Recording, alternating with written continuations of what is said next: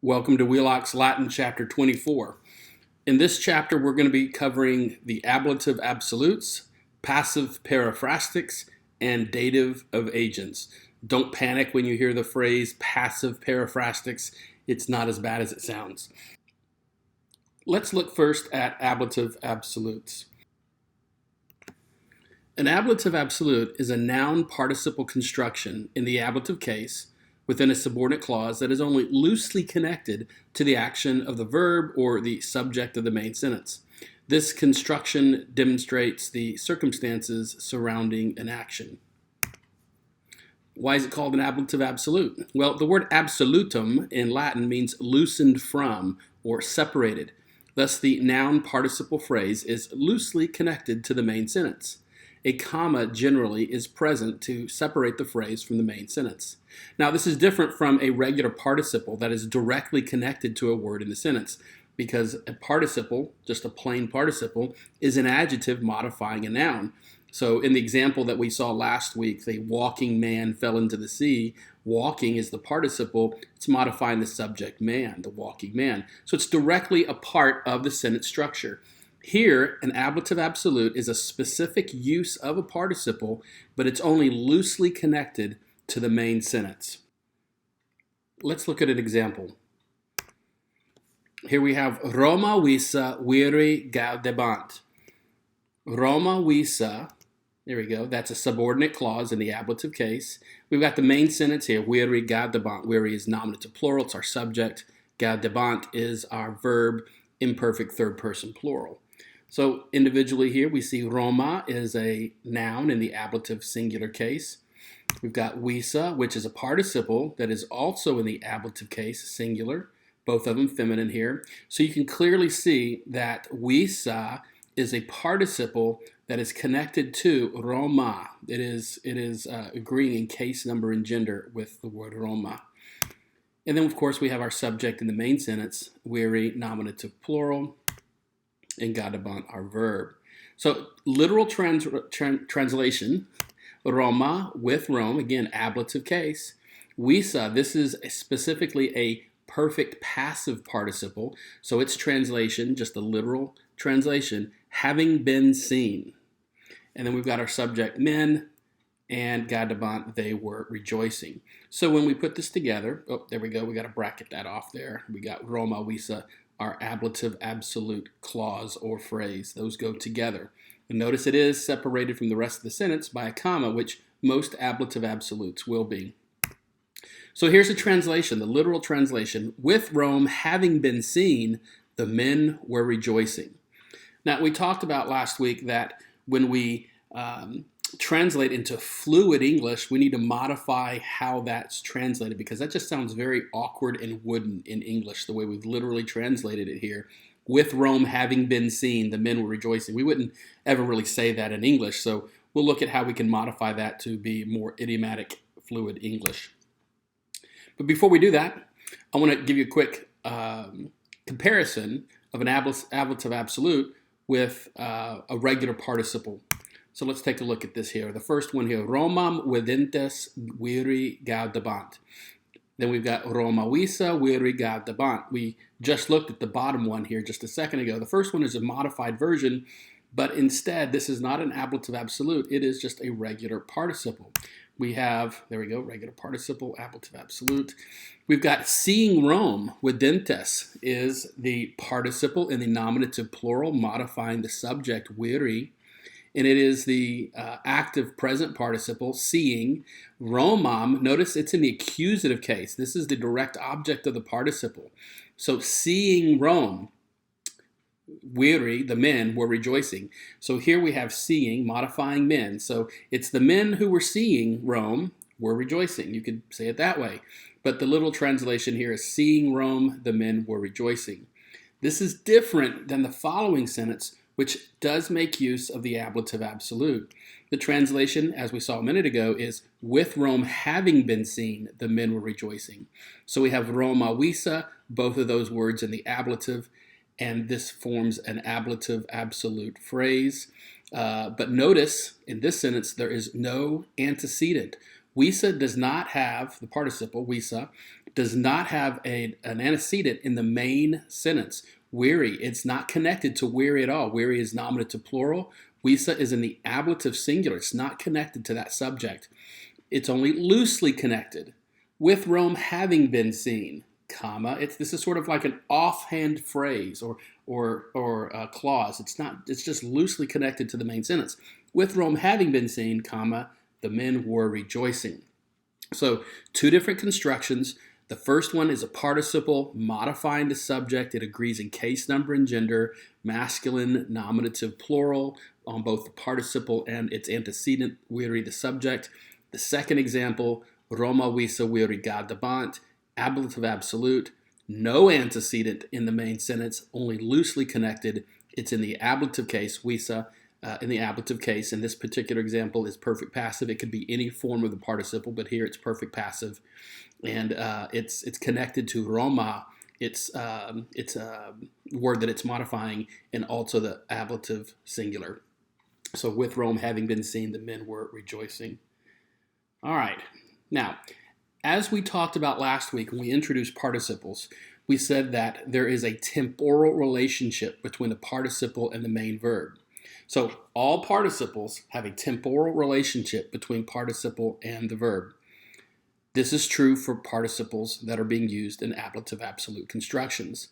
So we need to substitute a temporal conjunction like when, since, as, there are other options as well, for the preposition with when we translate the tense of the participle, and we translate the tense of the participle relative to the time or tense of the main verb.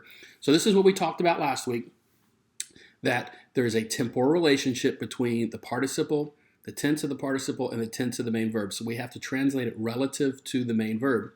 And when we do this, we often need to add a conjunction and replace the preposition with a conjunction of some kind.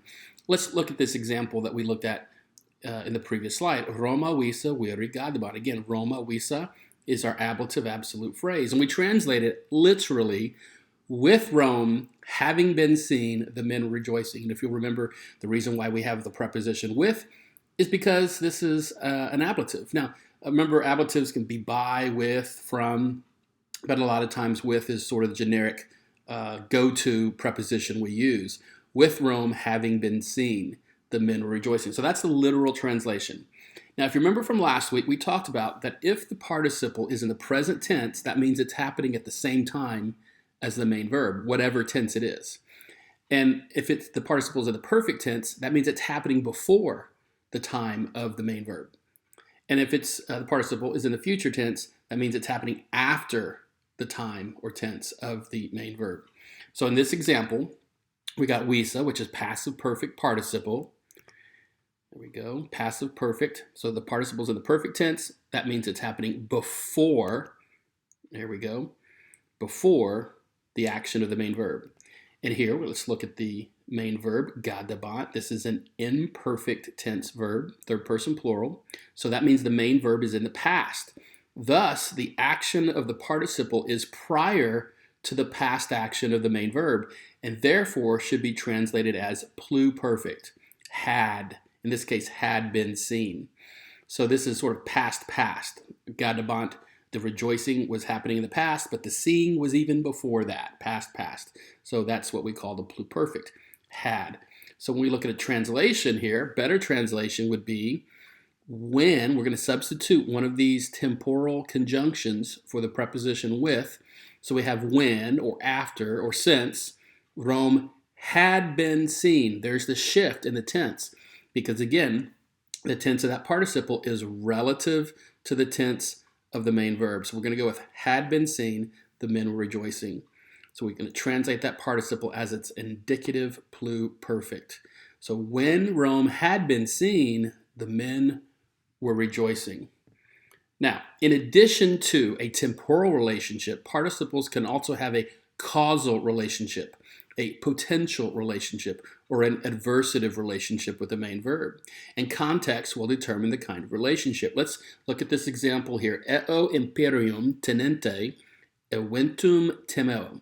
So here we have the participle tenente. This is obviously your active present participle. And it could be translated literally with him, eo, there's our ablative. So eo and tenente are both in the ablative. So this is our ablative absolute construction. With him, eo, tenente, holding imperium, the power. So there's our direct object of that participle. With him holding the power, comma, eventum temeo, I fear the outcome. So that's a literal translation.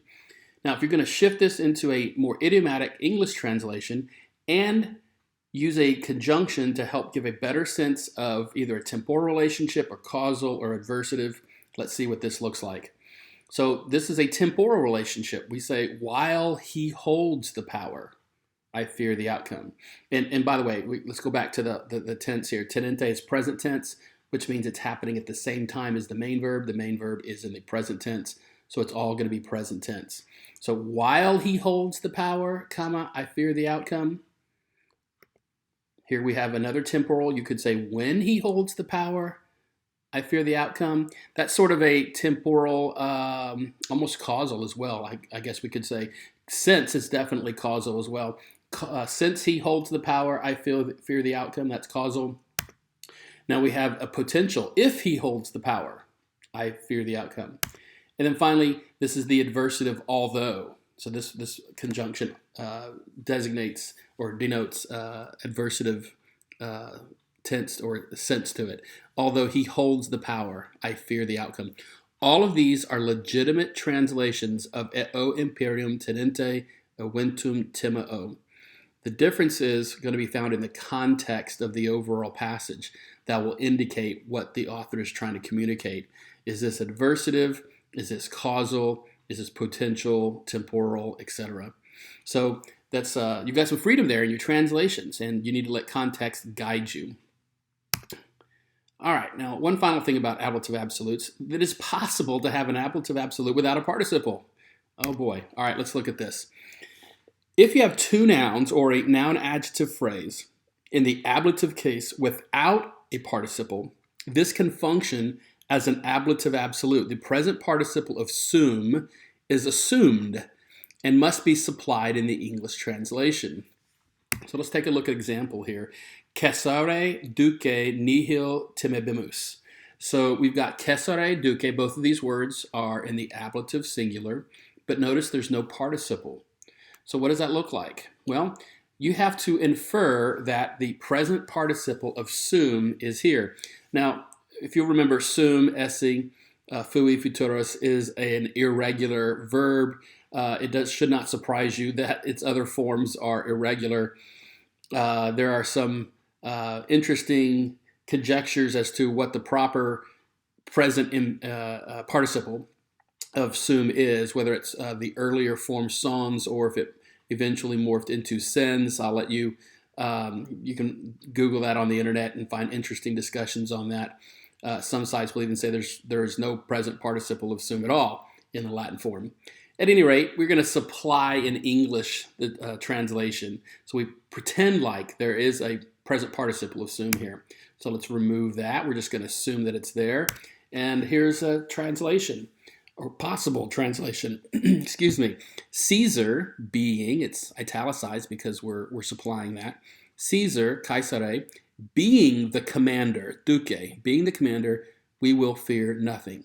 You could also translate this as with Caesar being the commander. There's that ablative sense, that very literal ablative, with Caesar being the commander or in command, we will fear nothing. Since Caesar is commander, we will fear nothing.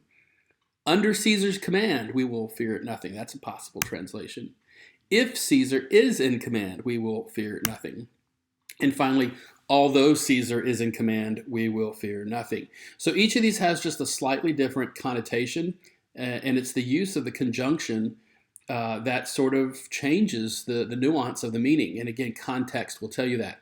But the main point here is that you can have an ablative absolute without the participle.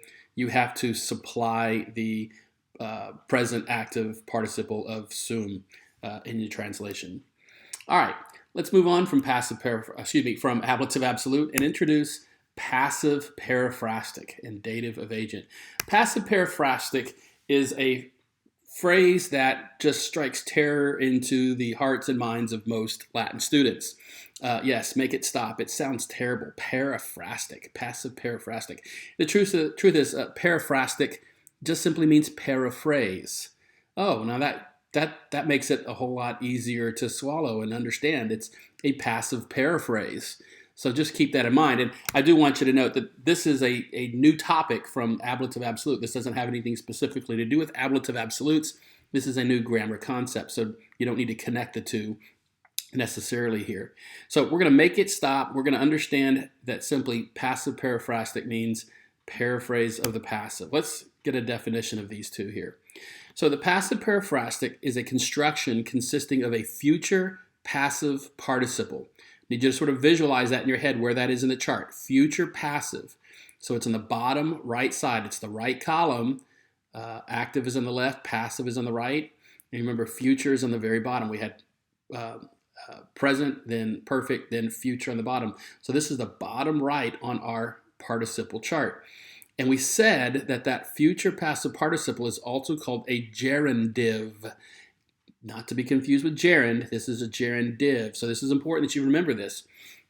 So the passive periphrastic is a construction that consists of this gerundive, this future passive participle, plus a form of sum, any form of sum here. And it is this construction that is called a passive periphrastic because the entire sentence is paraphrased and flip-flopped when translated into English. And I'll show you what I mean by that in just a minute. Let me give you a quick definition of dative of agent. Dative of agent is simply another use of dative that we're introducing to you. Remember, we've talked about uses of the ablative case. We had ablative of separation, ablative of manner, ablative of means, etc. We've looked at about 9 or 10 different uses of ablative. But in dative, we've basically said dative functions as an indirect object. Well, now we're introducing to you a new function of dative called the dative of agent. And this is a dative noun used in conjunction with a gerundive, or sometimes in the passive periphrastic here, and indicates the person with whom the obligatory action lies. So we'll see how this plays out in just a minute, but it basically tells us who the person is that has to do the action. Final note here, a dative of agent almost always appears alongside a passive periphrastic. All right, couple of things to note here. How do we translate a passive periphrastic and a dative of agent? The first thing, well, you need to know three things. The first thing is this. Passive periphlastics contain a gerundive, we just mentioned that, which, if you'll remember, conveys a sense of oughtness or necessary, obligatory, or appropriate action. So keep that in mind. When you translate that gerundive, that future passive participle that makes up or helps make up, part of makes up the passive periphrastic, we need to make sure we translate it with a sense of oughtness or obligatory action. Second thing to remember is that dative of agent equals agency. And I put that in quotation marks because it's not agency per se, but in a sense it is. And thus the preposition by should be employed. We're not going to translate this dative to or for, which is what we normally do when it's in the dative case and serving or functioning as an indirect object. Here, agency means by, like I was hit by the ball, right? There's an agency there, right? Or I was hit by the boy. This is agency. So we're going to make sure we use the preposition by instead of to or for. And then lastly, because it is a periphrastic, a paraphrase, we're going to flip-flop the sentence. And this is what this means. Again, I'll show you an example in a minute. But the passive voice verb is going to become active. The subject is going to become our direct object. And the thing that had been the dative of agent will actually become the subject. Let's see if we can't put this together and show you what this looks like. Here's an example. Hic liber mihi cum cura legendis erit. All right, so hic obviously is demonstrative. Oh, we're going to look at this verse. Sorry. Legendis erit is our future passive participle. It is our gerundive. And by the way, notice the legendus, end, nd. The word gerund has an nd. That helps remind us that it's a gerund. And again, that gerunds convey a sense of oughtness or necessary, obligatory, appropriate action. So if you remember that nd is the telltale characteristic of the future passive participle. So here we have legendus, but we also have a form of sum. So together, this forms the passive periphrastic. Now, we also have a dative of agent, ego, mehi, mihi. That's our dative form of the first person pronoun, singular. Mihi is dative of agent. So let's process this sentence here. Hic is our demonstrative pronoun this. Liber is book. Here, hic is serving as a demonstrative adjective, I guess. Book is our nominative singular subject. Mihi is our to or for me. We'll talk about that in a minute. Cum, our preposition, cura, care, with care. And again, legendus orit. Legendus orit. Notice that this is orit, tells us that this is the future form of legendus. So we translate this will have to be read. Legendus comes from lega o legere, which means to read, and orit tells us it's future tense, so will have to be read. This book, to or for me, with care, will have to be read. Let's put this together. A very literal translation, this book will have to be read with care to me. This is literal but not correct because, remember, first off, gerundive means sense of oughtness. So the first thing we need to do is make sure we get the word ought in here. The book ought to be read with care to me. The book ought to be read. All right, so we'll change will have to be read to this book ought to be read. The second thing to remember is that this is a dative. That's not correct. It's literal but not correct. Or you've got the ought, but it's not correct.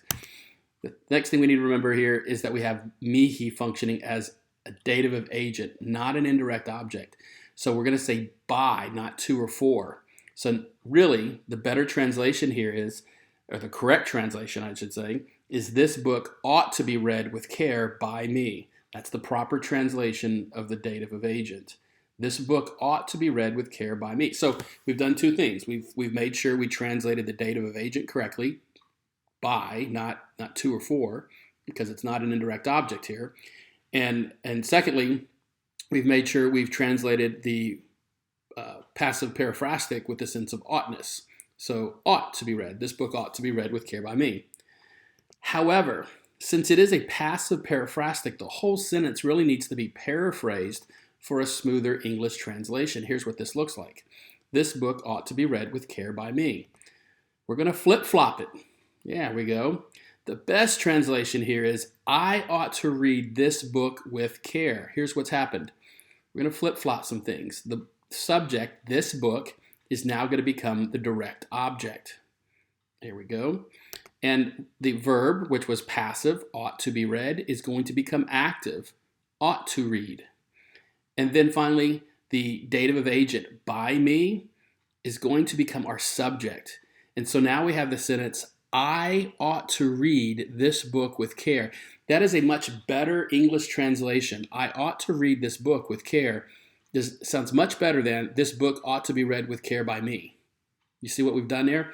Because we want to make this a smoother translation, a passive periphrastic, we have to flip-flop it. Subject becomes a direct object, dative of agent becomes our subject, and our verb goes from passive to active.